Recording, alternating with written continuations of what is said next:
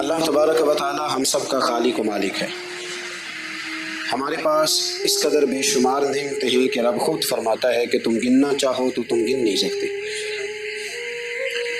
اور زیادہ تر نعمتیں وہ ہیں جو اللہ نے ہمیں بغیر مانگے عطا فرمائی ہیں، بغیر ہماری خواہش کے، بغیر ہماری طلب کے، بغیر ہماری دعا کے رب کریم نے اپنے فضل سے عطا فرما دی. نعمتوں کے ادا کرنے کے بعد شکر کا حکم ضرور دیا گیا ہے، لیکن کوئی اتنا سخت طریقہ اس کا وضع نہیں کیا گیا کہ اب سارا دن کوئی شخص مسجد میں بیٹھا رہے تو شکر ادا ہوگا. اب اس کو یہ نہیں کہا گیا کہ تمہیں آنکھیں دی ہیں تو 2000 نفل پڑھو ایک آنکھ کے لیے. نہ یہ فرمایا گیا ہے کہ تمہیں اب زبان دی ہے تو تم اس طرح کرو، پہلے اس کے لیے 20,000 نوافل ادا کرو، 100 قرآن مجید ختم کرو. ایسی کوئی بات نہیں ہے، بلکہ اللہ تبارک و تعالیٰ نے شکر کا حکم دیا. اور جو چیز زیادہ اہم ہے، جو زیادہ توجہ طلب ہے، جو چیز زیادہ سمجھنے والی ہے، وہ یہ ہے کہ مالک نے سارا کچھ دے کے جو مطالبہ کیا ہے وہ یہ ہے کہ تم نے اب جو نیک عمل کرنا ہے وہ خالص میری رضا کے لیے کرنا ہے. قل ان صلاتی و نسکی و محیایا و مماتی للہ رب العالمین. محبوب فرما دیجیے بے شک میری نماز، میری قربانیاں، میرا دنیا میں رہنا اور میرا دنیا سے پردہ کرنا اس رب کے لیے ہے جو تمام جہانوں کا پالنے والا. ہمیں یہ حکم ہے کہ ہم جب بھی کوئی خیر کا کام کریں، جب بھی کوئی اچھا کام کریں، جب بھی کوئی بھلائی کا کام کریں تو اس میں نیت خالص کریں، ارادے خالص کریں. انسان کو جو اجر ملے گا نا قیامت کے دن، جو ثواب ملے گا وہ اس کی نیت اور ارادے پر ملے گا. امام جلال الدین سیوطی رحمۃ اللہ علیہ سے کسی شخص نے کہا تھا کہ ایک حدیث میں نے پڑھا ایک نیکی کا 10 گنا اجر ہے، ایک میں پڑھا 70 گنا، ایک میں 700 گنا ہے، تو اجر ہے کتنا؟ تو آپ فرمانے لگے جتنی نیت اچھی اتنا اجر بھی زیادہ. یہ تو ڈیپینڈ کرتا ہے تیرے اوپر. کام لوگ کراتے ہیں نا، ہماری مسجد میں کام شروع ہے، کام لوگ کراتے ہیں. تب کچھ لوگ ایسے ہوتے ہیں کوئی بھی کام کرنے والا وہ کام کا تب سے جان چھوٹے کسی طریقے سے، اور کچھ کام کرتے ہیں تو مزہ آ جاتا ہے. ان کی صفائی، ان کی دلچسپی، ان کا ذوق، ان کا شوق، ان کی توجہ بتلاتی ہے کہ یہ شخص واقعی کام کرنا چاہ رہا ہے اور اس کی دلچسپی ہے. نیکی جب آپ ذوق سے کرتے ہیں، شوق سے کرتے ہیں، دلچسپی کے ساتھ کریں. یہاں تو بہت سارے لوگ دین کا نام لے کے اپنا قد اونچا کرتے ہیں، صدقات و زکوٰۃ کا نام لے کے لوگ اپنے آپ کو سخی مشہور کرتے ہیں. یہاں تو لوگ نماز پڑھ کے معاشرے کے اندر اپنا وقار بڑھانا چاہتے ہیں، اللہ ماشاء اللہ کہ میں نمازی ہوں. یہاں تو لوگ کوئی خیر کا کام کر کے دیکھیں نا، اب کیا ہو رہا ہے حج عمرے کے موقع پر جو کام سب سے زیادہ ہوتا ہے وہ تصویریں کھینچنے کا ہے. سب سے زیادہ اب میں چل پڑا ہوں، اب میں پہنچ گیا ہوں، اب میں جہاز میں بیٹھ گیا ہوں، اب نفل پڑھ لیے ہے، احرام باندھ لیا ہے، طواف ہو گیا ہے. یوں لگتا ہے بندہ نہیں طواف کر رہا، موبائل طواف کر رہا ہے. یہ سب سے زیادہ لوگ ملنے آتے ہیں، پیار کرتے ہیں، دور دراز سے حضرات کئی دفعہ محبت کے ساتھ تشریف لے آتے ہیں. تو مجھے پتا ہوتا ہے کہ اب جو کام سب سے ضروری ہے وہ تصویر کھینچنے کا ہے، وہ کرنا ہی ہے اور وہ کرنا ہی پڑے گا. اس کی مکمل تیاری ہوتی ہے، وہ پروگرام بنا کے آئے ہوتے. میرے بھائیوں یہ یاد رکھیں کہ کوئی بھی کام جب تک اس میں اللہ تعالیٰ کی رضا شامل نہیں ہوتی، دیکھیں نا اللہ دلوں کے حال جاننے والا ہے. اگر کوئی شخص کسی قسم کی بددیانتی کرتا ہے، خیانت کرتا ہے، ظلم کرتا ہے، وہ لوگوں سے چھپ کے بھی کرے تو رب کریم کی سزا سے بچ سکتا. وہ چھپ کے کرے کیا کر لے گا؟ نبی کریم صلی اللہ علیہ وسلم نے فرمایا رب جب کسی کو رسوا کرنا چاہتا ہے تو 7 پردوں کے پیچھے چھپے بھی کر دیتا ہے، اور جب اللہ کسی کو عزت دینا چاہتا ہے تو پھر کوئی اسے چھین سکتا. یہ میرے مالک کا نظام ہے، اس میں آپ کسی قسم کی کوئی جو ہے وہ مداخلت کرنے کے مجاز نہیں ہے. اپنی ارادوں کو، اپنی نیتوں کو، اپنے شوق اور ذوق کو خالص رکھیں اللہ کی رضا کے لیے. اس میں شائبہ نہ ہو، شک نہ ہو، کسی قسم کا غیر کی آمیزش نہ ہو.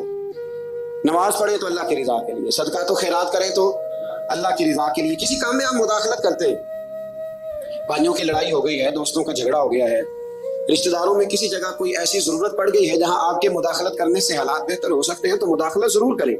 چودھری بننے کے لیے نہیں، پنچایت کا سرپنچ بننے کے لیے نہیں، اس نیت سے کہ میرے نبی پاک علیہ السلام نے فرمایا جس نے 2 لوگوں کی صلح کرا دی رب 2 حج اور 2 عمرے کا ثواب عطا فرمائے.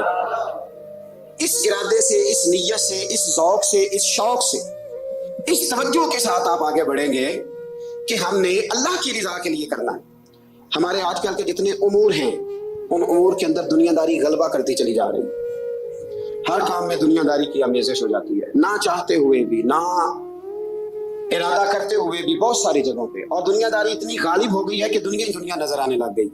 دنیا ہی دنیا، یعنی کوئی چیز کیمرے کی آنکھ سے چھپ نہیں پا رہی. کوئی بات ایسی نہیں جس پر لوگوں کی نظریں نہ ہو. کوشش کریں. اور عجیب بات یہ ہے کہ دنیا داری ہو، دولت ہو تو اس کو چھپا کے رکھا جاتا ہے، اور دین کی کوئی بات ہو اس کو نشر کرنا ضروری سمجھا جاتا ہے تاکہ لوگوں کو میرے تقوی اور میری پرہیزگاری کی خبر جلدی جلدی مل جائے. میرے نبی کریم علیہ الصلوۃ والسلام نے خالص اللہ کی رضا کے لیے ہر کام کرنے کا حکم دیا. سیدہ عائشہ صدیقہ رضی اللہ تعالیٰ عنہا راوی ہے، الترغیب والترہیب میں حدیث ہے. پیارے حبیب کریم سید عالم صلی اللہ تعالیٰ علیہ وسلم نے ارشاد فرمایا کہ حضور ایک دن مجمع صحابہ کے مجمع میں حضور نے پوچھا، بتاؤ اسلام کی سب سے مضبوط بنیاد کیا ہے؟ ایک صحابی نے کہا، یا رسول اللہ نماز پڑھنا. 5 وقت لوگ جمع ہوتے ہیں، ایک دوسرے کا حال احوال پوچھتے ہیں، معاملات ہوتے ہیں. یا رسول اللہ صلی اللہ تعالیٰ علیہ وسلم مضبوط بنیاد ہے اسلام کی نماز پڑھنا، 5 وقت جمع ہونا. حضور نے فرمایا بات تمہاری ٹھیک ہے پر تم میری مراد کو نہیں پہنچے. عرض کی حضور حج کرنا، مختلف رنگ، مختلف نسلیں، مختلف قبیلے، مختلف بولیاں، لیکن جب حج کرنے پہنچے تو لباس بھی ایک ہی ہو گیا، گفتگو بھی ایک ہی، لبیک اللہم لبیک لبیک لا شریک لک لبیک ان الحمد والنعمت لک والملک لا شریک لک لبیک. ایک ہی صف میں کھڑے ہو گئے محمود و یاز، نہ کوئی بندہ رہا نہ کوئی بندہ نواز. نبی رحمت سید عالم صلی اللہ علیہ وسلم سے عرض کی، حضور یہ حج جو ہے نا اس میں بڑی یکسانیت ہوتی ہے، ہر رنگ ہر نسل کا آدمی ایک تسبیح کے دانے کی طرح ایک جگہ پہ پرو دیا جاتا ہے، تو لگتا ہے یہ اسلام کی مضبوط بنیاد ہے. محبوب فرمانے لگے بات تمہاری ٹھیک ہے پر تم میری مراد کو نہیں پہنچے. عرض کی حضور پھر زکوٰۃ، صدقات، خیرات اسلام کی مضبوط بنیاد ہے. کیوں؟ وہ اس لیے کہ غریب امیر کو دیتا ہے، امیر غریب کو دیتا ہے، اور غریب امیر سے لیتا ہے تو ایک رشتہ بنتا ہے، ایک تعلق بنتا ہے. محسن کا اور احسان مند کا بڑا گہرا رشتہ ہوتا ہے، بڑا. ایک دوسرے سے پیار کرتے ہیں، ایک دوسرے کو چاہتے ہیں، ایک دوسرے کے لیے اچھے جملے بولتے ہیں، ایک دوسرے کے لیے ہمیشہ ان کے جذبات ٹھنڈے میٹھے اور اچھے ہوتے ہیں. تو لگتا ہے یہ اسلام کی مضبوط بنیاد ہے. حضور فرمانے لگے بات تمہاری ٹھیک ہے اور تم میری مراد کو نہیں پہنچے. تو پھر صحابہ عرض کرنے لگے حضور ہماری رعایت فرما دیں، پہلے ایک رحمت کی نظر کر دیں، آپ ہی بتا دیں اسلام کی مضبوط بنیاد کیا ہے. تو محبوب فرمانے لگے اسلام کی مضبوط بنیاد ہے اللہ کی رضا کے لیے کسی سے محبت کرنا. کس کی رضا کے لیے؟ خالص اللہ کی رضا. اور اللہ کی رضا کے لیے کسی سے بغض رکھنا، عداوت رکھنا اللہ کی رضا کے لیے. محبت بھی اللہ کے لیے، عداوت بھی. ذاتی دشمنی کوئی نہیں، ذاتی اختلافات کوئی نہیں، ذاتی رنجشیں کوئی نہیں، ذاتی لڑائیاں کوئی نہیں، ذاتی جھگڑا کوئی. خالص اللہ کی. ہمارے ہاں لڑائیاں ذاتی لڑی جاتی ہیں، اس نے مجھے شادی پہ دعوت نہیں دی، اس نے مجھے پروٹوکول نہیں دیا، یہ کہاں پہنچ گیا میں کہاں رہ گیا. ذاتی لڑائیاں لڑی جاتی ہیں، دینی نہیں، مذہبی نہیں، اخلاقی نہیں. لیکن آپ چاہیے تو یہ تھا نا کہ شادی کے موقع پر یہ لڑائی نہ ہوتی کہ اس نے مجھے پوچھا کیوں نہیں. لڑائی یہ ہوتی کہ یار تو غیر شرعی کام کوئی نہ کرنا، اللہ رسول کی ناراضگی والا کام کوئی نہ کرنا. اگر تو نے کیا تو میں نے کوئی نہیں آنا، اگر تو یہ حرکت کرے گا تو پھر میرا تیرا معاملہ درست نہ رہ سکے گا. یہ لڑائی ہونا چاہیے تھی، نہ کہ یہ لڑائی ہوتی کہ مجھے بلایا کیوں نہیں، پروٹوکول کیوں نہیں دیا، اعزاز کیوں نہیں دیا. تو حضور نے فرمایا اسلام کی مضبوط گرہ، اسلام کی مضبوط بنیاد ہے اللہ کی رضا کے لیے محبت کرنا اور اللہ کی رضا کے لیے کسی سے عداوت رکھنا. حضرت موسیٰ کلیم اللہ نبینا علیہ الصلوۃ والسلام پر اللہ کریم نے وحی فرمائی کہ اے موسیٰ، اے میرے کلیم، میرے لیے بھی کوئی کام کیا ہے؟ عرض کی اللہ میں نے نمازیں پڑھی، روزے رکھے، تبلیغ کی. فرمایا وہ تو آپ کی ذمہ داریاں تھیں، وہ تو آپ نے اپنے لیے کیا، میرے لیے بھی کچھ کیا ہے؟ رب کریم نے پوچھا موسیٰ میرے لیے بھی کچھ کیا ہے؟ عرض کی اللہ یہ سارا کچھ. فرمایا مالک تیرے لیے کیا. کہا یہ تو آپ نے اپنے لیے کیا، آپ کی ذمہ داریوں میں شامل تھا. مالک تیرے لیے کیا ہے؟ فرمایا کسی بندے سے محبت کی ہے کہ یہ اللہ کا بندہ ہے، کسی بندے سے محبت کی ہے کہ یہ اللہ کا بندہ ہے، یا کسی کے ساتھ تمہاری صرف اس لیے ناراضگی ہو کہ یہ اللہ کا نافرمان ہے، اللہ رسول کا دشمن ہے، معاذ اللہ بے ادب ہے. میرے بھائی سمجھ لیں اچھی طرح اور اپنے دل کے کونے میں یہ بات بٹھا لیں کہ زندگی میں جو کام کریں وہ اللہ کی رضا کے لیے. چھوٹا سا بھی خیر کا کام. میرے رسول کریم علیہ السلام کا جو سب سے پہلا فرمان ہے نا بخاری میں، وہ یہ ہے کہ انما الاعمال بالنیات. تیرے عمل کا دار و مدار تیری نیت پر ہے، تیرے ارادے پر ہے. بنیاد تمہاری نیت ہے. بنیاد یہ ہے کہ تمہارا اندر سے اس کام کے لیے ذوق کیا ہے، شوق کیا ہے. اگر وہ بنیاد مضبوط ہے تو پھر عمل کی جو آپ چھت ڈالیں گے وہ ساری چھت بھی مضبوط ہے. لیکن اگر ارادے کچے ہیں، کمزور ہیں، سازشیں ہیں، رنجشیں ہیں، اندر معاملات گڑبڑ ہیں، تو پھر کبھی دیواریں مضبوط ہو سکتی. نیتی اچھی کریں. بڑی سادی مثال، بڑی صاف ستھری، مولا کائنات شیر خدا حضرت علی المرتضیٰ کرم اللہ تعالیٰ وجہ الکریم نا، آپ ایک جگہ جنگ لڑنے کے لیے گئے، جہاد ہو رہا ہے. عرب کے جو لوگ ہوتے تھے وہ دشمن کو سزا بڑی سخت دیتے تھے. بعض لوگ مطالبہ بھی کرتے ہیں نا سخت سزا کا. ہمارا سرائکی کا ایک شاعر ہے، وہ کہا کرتا ہے یہ تنگ ہے ساری زندگی تو دے سخت سزا تیری جان چھوٹے، ساکو مار نہ شاکر کستاں وچ یک لخت مکا تیری جان چھوٹے. عرب کے لوگ نا سخت سزا دیتے تھے، سخت. وہ اذیت دیتے، کبھی انگلی کاٹ دیتے، کبھی ہاتھ کاٹ دیتے. مختار سقفی نے جب امام علی مقام رضی اللہ تعالیٰ عنہ کے قاتلوں کو قتل کیا تو زیادہ تر کی گردنیں نہیں کاٹی تھی، بلکہ اس نے ہاتھ پیر کاٹ کے لوگوں کو جنگلوں میں پھینک دیا تھا. تڑپ تڑپ کے لوگ مر گئے. اسلام اس اذیت کا قائل ہے. اہل عرب اذیت دیتے تھے، بلکہ دشمن جب نڈھال ہو کے گر جاتا تھا نا تو اس پر گھوڑے دوڑا دیتے تھے. گھوڑے دوڑ جاتے تھے اس پر، لاشیں مسک کر دیتے، ناک کان آنکھیں نکال ڈالتے تھے، ٹکڑے کرتے تھے وجود کے، اذیت دیتے تھے. تو جب کوئی آدمی کسی کے نرغے میں آ جاتا تھا نا، قابو میں آتا تھا، تو اس کی خواہش ہوتی تھی کہ میں مارنے والے کو غصہ دلاؤں تاکہ مجھے جلدی مار دے، اذیت نہ دے، تکلیف نہ دے، مجھے جلدی مار ڈالے، جلدی قتل کر ڈالے. یہ ان کا مزاج ہوتا تھا، رویہ ہوتا تھا. حضرت مولا علی شیر خدا کرم اللہ تعالیٰ وجہ الکریم دشمن پر غالب آ گئے. جب غالب ہوئے تو اس نے معاذ اللہ حضرت علی پر تھوک دیا. کافر تھا، اس کا ارادہ یہ تھا کہ میں حضرت علی کو غصہ دلاتا ہوں تاکہ مجھے جلدی مار دے. لیکن اسے نہیں پتا تھا یہ علی ہے. اسے نہیں خبر تھی کہ یہ جو خمیر ہے نا، ان کی تربیت مدینے والے محبوب نے فرمائی ہے. یہاں جو چمک دمک ہے اس کا رنگ ساری دنیا سے نرالا ہے، انوکھا ہے، شاندار ہے، وزادار ہے، کمال ہے. کہا حضرت علی پر معاذ اللہ میں یہ کام کرتا ہوں تاکہ وہ جلدی قتل کر دیں گے. لیکن جب اس نے مولا علی کی طرف یہ نازیبا حرکت کی تو حضرت علی نہ تلوار چھوڑ کے پیچھے ہٹ گئے. توجہ کرنا، رزلٹ دیکھنا. مولا علی پیچھے ہٹ گئے اور فرمانے لگے جہاں تو آزاد ہے. وہ کہنے لگا میں آزاد ہوں، کس طرح، کیسے؟ تو حضرت علی فرمانے لگے میرا تیرا ذاتی جھگڑا تو کوئی نہیں نا، نہ تو نے میری زمین پہ قبضہ کیا، نہ میرا مال لوٹا، نہ میری عزت پر ہاتھ ڈالا. میرا تیرا جھگڑا اللہ کی رضا کے لیے، خالص اس لیے کہ تو اللہ کی نافرمانی کر رہا، خالصتاً اس لیے تیرا اور میرا یہ جھگڑا ہے. باقی جہاں تک تعلق اس بات کا ہے کہ اب تو نے میری ذات شامل کر دی، اب تو نے مجھے تکلیف دے دی، اب تو نے مجھے اذیت میں مبتلا کر دیا.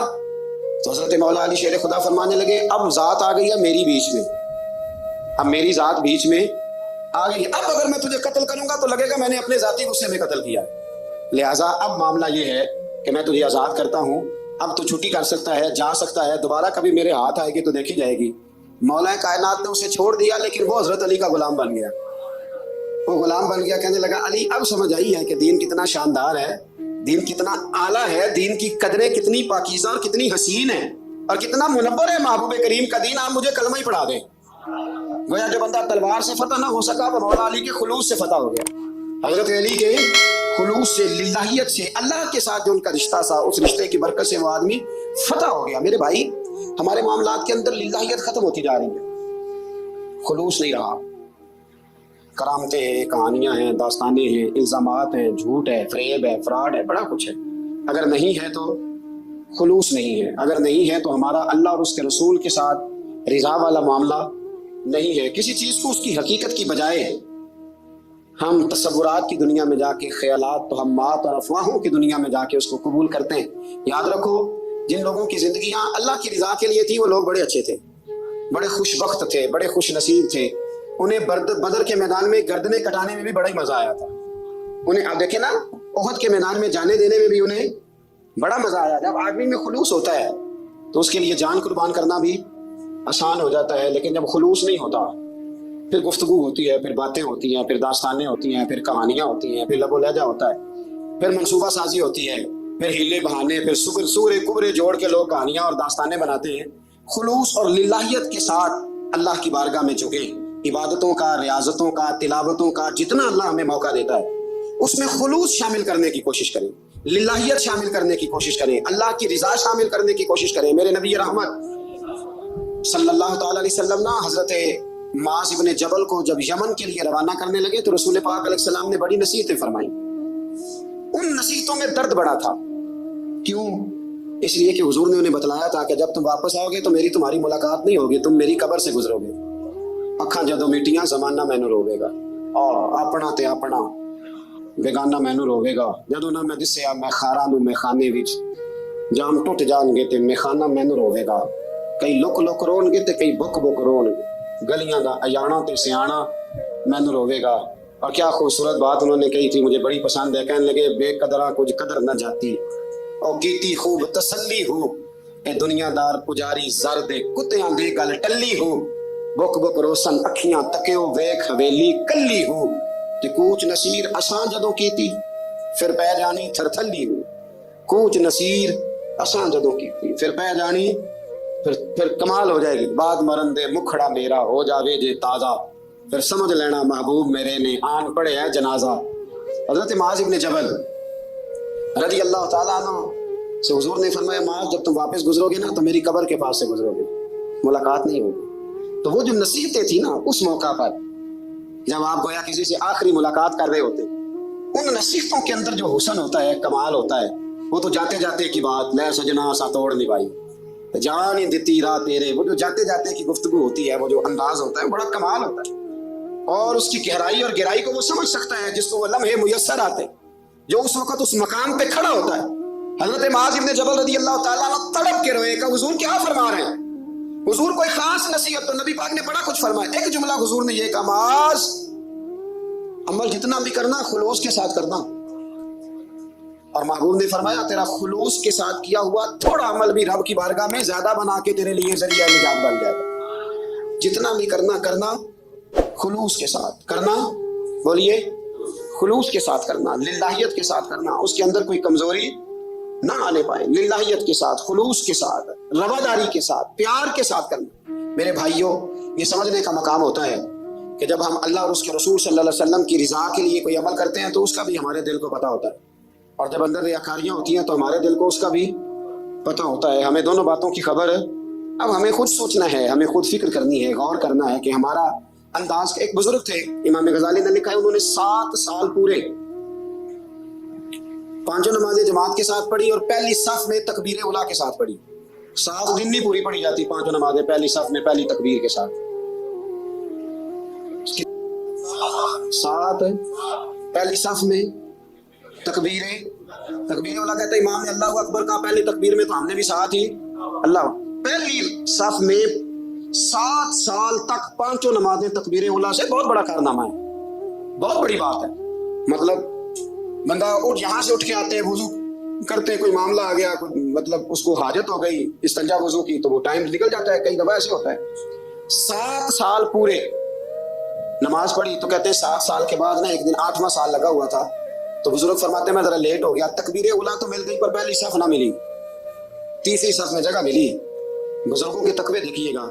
فرماتے تیسری صف میں نے نماز پڑھی تو میرے دل کے اندر خیال آیا یار لوگ کیا سوچیں گے کہ اتنا اچھا اس کا ریکارڈ تھا, پہلی صف میں یہ نماز پڑھتا تھا, تو آج تیسری صف میں لوگ کیا سوچیں گے. فرماتے ہیں جب یہ لفظ زبان پہ آیا تو میرا ضمیر بول پڑا, جب یہ سوچ دل میں آئی تو میرا اندر تڑپ اٹھا, چھم چھم میرے آنسو نکلنے لگے, میں رویا. اور فرماتے ہیں لوگ چلے گئے اور میں نفل پڑھتا روتا رہا. میں نے کہا اللہ مجھے یوں لگتا ہے وہ 7 سال تک پہلی صف میں جو نمازیں پڑھتا رہا وہ تو لوگوں کو دکھانے کے لیے پڑھتا رہا. فرماتے ہیں میں نے 7 سال کی نمازیں قضا پڑھی, قضا نمازیں پڑھی, اس لیے کہ مجھے سمجھ آئی کہ وہ نماز اللہ کی رضا کے لیے نہیں تھی, وہ تو بندوں کو ریکارڈ بنانے کے لیے. تو میں نے وہ 7 سال کی نمازیں قضا پڑھی. اور فرماتے ہیں اب دوبارہ سے جب میں جاتا ہوں تو پھر میں اپنے دل پہ غور کرتا ہوں کہ پہلی صف تکبیر اولیٰ پر, یہ بتا نیت کیا ہے, یہ بتا کہ تیرا ارادہ کیا ہے. شیخ سعدی فرمایا کرتے تھے تیرے وجود کا قبلہ تو سیدھا ہے, دل کے قبلے کی بھی بات بتا. تیرے وجود کا قبلہ درست ہے پر دل کے قبلے کی بھی, ہاں خودی کا سر نہاں لا الہ الا اللہ, خودی کا تیغ فساں لا الہ, یہ دور اپنے ابراہیم کی تلاش میں ہے. صنم کدا ہے جہاں لا الہ الا اللہ, صنم کدا ہے جہاں لا الہ الا اللہ. اور اگرچہ بت ہیں جماعت کی آستینوں میں پر مجھے ہے حکم ازاں لا الہ الا اللہ. تو یہ جو ہمارا مزاج ہے نا لوگوں کو دکھانے کا, بتانے کا, سنانے کا, شیخ ابو العباس مرسی فرماتے کہ مجھے کئی دفعہ محبوب کریم علیہ السلام کا دیدار نصیب ہوا. میرا اور حضور کا معاملہ تھا. پھر میں نے لوگوں کو بتانا شروع کر دیا. فرماتے ہیں پھر انہوں نے آنا چھوڑ دیا، اس لیے کہ کچھ باتیں ایسی ہوتی ہیں جو بتانے کی نہیں ہوتی، لیکن کچھ بندوں کو بشارتیں ہوتی بڑی ہیں، وہ ان بیچاروں کو بد ہضمی ہو جاتی. وہ بتائیں نا جب تک 20 لوگوں کو، تب تک ان کی بد ہضمی ختم ہے. حالانکہ ہر چیز بتانے کی، دکھانے کی، سنانے کی، ہر چیز کی وضاحت دینے کی نہیں ہوتی. ہر چیز ایسی نہیں ہوتی. حضرت ابو ہریرہ جیسے لوگ فرمایا کرتے تھے علم کی 2 تھیلیاں، ایک کھولی ہے، دوسری کھولو تو مجھے قتل کر دو. ہر چیز کو بتانے سمجھانے کی ہوتی ہے. تو خلوص دیکھے کتنا ہے اس میں، للہیت کتنی ہے، اللہ کی رضا کتنی. الحمدللہ تعالی اس مہینے سے جو جولائی کا ہے، میرے خیال ہے 4-5 جولائی سے حج کی فلائٹ شروع ہو جائیں گی انشاءاللہ تعالی. خوش نہیں ہوئے آپ سن کے؟ جو جا رہے ہیں رب ان کا قبول فرمائے، اور جو رہ گئے اللہ انہیں موقع عطا فرمائے. ای سعادت بزور بازو نیس تانا بخشن دا خدائے بخشن. یہ سعادتیں بازو کی قوت سے نہیں ملتی، تبھی ملتی ہیں جب اللہ عطا کرتا ہے، جب رب اپنے فضل سے عطا کرتا ہے، پھر یہ سعادتیں ملتی ہیں. لوگ حج کے لیے جا رہے ہیں، اور آپ کو پتہ ہے حج بھی آج کل ساتھ حج ہوتا ہے، ساتھ سیلفی ہوتی ہے، آخر تک چلتا ہے. ایک بزرگ تھے حضرت ابو مرتعش ان کا نام تھا. وہ فرماتے میرا 4تھا-5واں حج تھا، نفلی حج کرنے کے لیے میں جا رہا تھا. تیاری میری مکمل ہو گئی تھی، 2-4 دنوں میں میری روانگی تھی. ارادہ میرا مضبوط تھا، معاملات سارے طے ہو گئے تھے، بس میں جانے کے قریب تھا. فرماتے ہیں کہ میں ایک دن گھر میں بیٹھا تھا، اماں جی نے نا کہا بیٹا ذرا پتر ذرا پانی کا پیالہ دینا. فرماتے میرے دل میں خیال آیا کہ ایک تو میں عالم و صوفی ہوں، درویش ہوں، مولوی ہوں، اور دوسرا یہ کہ میری کل پرسوں تیاری بھی ہے، تو پانی تو چھوٹا بھائی بھی دے سکتا ہے، یہ کام کو بچہ بھی کر لے گا. میں نے چھوٹے کو اشارہ کیا ذرا پانی دینا. وہ گیا اور مٹکے سے پانی بھر کے اماں کو دے دیا. کہتے جب اس نے اماں کو پانی دیا نا تو میرے اندر پھر مدوجہد شروع ہوا. پھر میری ضمیر کی آوازیں اٹھنے لگی، پھر اندر سے بلندی ہونے لگی، پھر آوازیں آئیں، اور پھر میں نے اعلان کیا. میں نے کہا یہ کیا ہوا؟ سینکڑوں اور ہزاروں میل حج کرنے کے لیے جانا میرے لیے آسان ہے، اور یہ 2 قدم اماں کو پانی دینا میرے لیے مشکل ہے. یہ کیا بات ہوئی؟ حالانکہ حج کرنے سے بھی اللہ نے راضی ہونا تھا، اور اماں کو پانی پلانے سے بھی اللہ نے راضی ہونا تھا. پر یہ میں کس جگہ کھڑا ہو گیا ہوں کہ سینکڑوں میل اور ہزاروں میل جا کے حج کرنا میرے لیے آسان ہے، لیکن پانی بھر کے لانا میرے لیے مشکل ہے. چند قدموں کے فاصلے پہ مٹکا پانی کا پڑا ہے. فرماتے ہیں بس اسی وقت پھر مجھے سمجھ آئی کہ وہ حج میں لوگوں نے ذرا حاجی حاجی کہنا ہے نا. حج میں لگا شور اٹھے گا نا کہ چھٹا حج کر کے آیا ہے. حج میں ذرا آوازیں اٹھیں گی نا، ماشاءاللہ کیا بات ہے، پھول ڈلیں گے اور پتیاں گریں گی اور نام ہوگا. لیکن اماں کو پانی دینے سے کسی نے اعلان تو نہیں نہ کرنا، شاباش تو نہیں نہ دینی، کسی بندے نے آواز تو نہیں نہ اٹھانی. فرمایا میں اسی وقت اسی لمحے اٹھ کے ماں کے قدموں میں بیٹھا، پیر پکڑ کے کہا ماں مجھے معاف کر دے.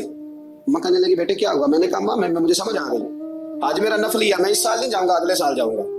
اب یہ پورا سال میں تیری نوکری کروں گا، میں تیری خدمت کروں گا، تیرے پیر دباؤں گا، تیرے لیے کھانا لاؤں گا، میں تیری ڈیوٹی کروں گا. اس لیے کہ مجھے سمجھ آئی ہے کہ نیکی کا تصور اصل میں ہے کیا.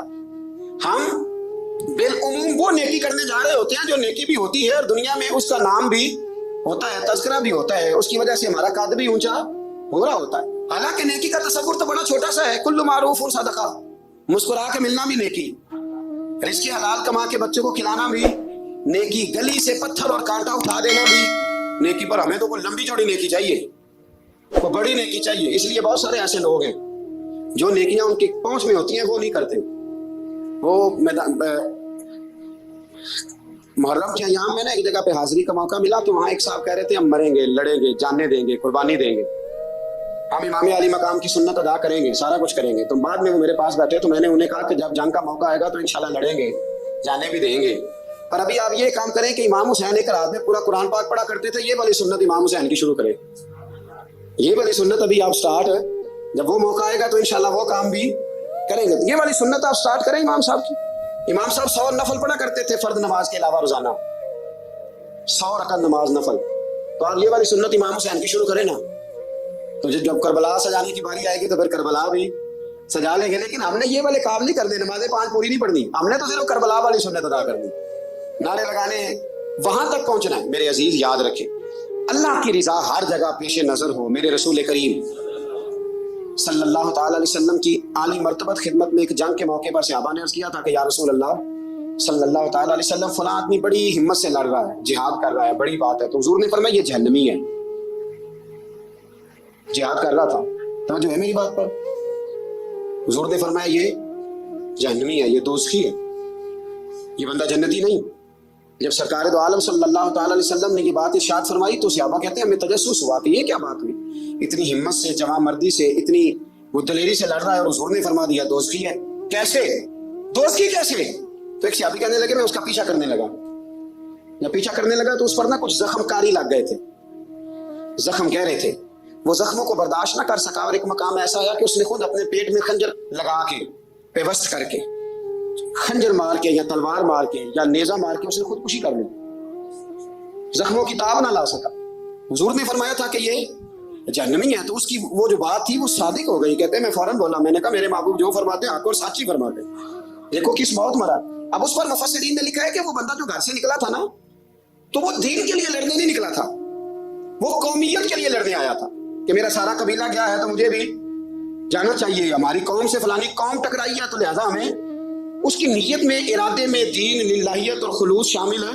اس کی دلیل وہ حدیث ہے جس میں حضور نے فرمایا کہ عالم بھی، سخی بھی اور شہید بھی اس وجہ سے جہنم میں جائیں گے معاذ اللہ کہ ان کی خدمات کی وجہ اللہ کی رضا نہیں تھی، خدمات کی وجہ ذاتی شہرت تھی، بہادری کے دعوے تھے، سخاوت کا سبب یہ تھا کہ لوگ انہیں سخی کہیں۔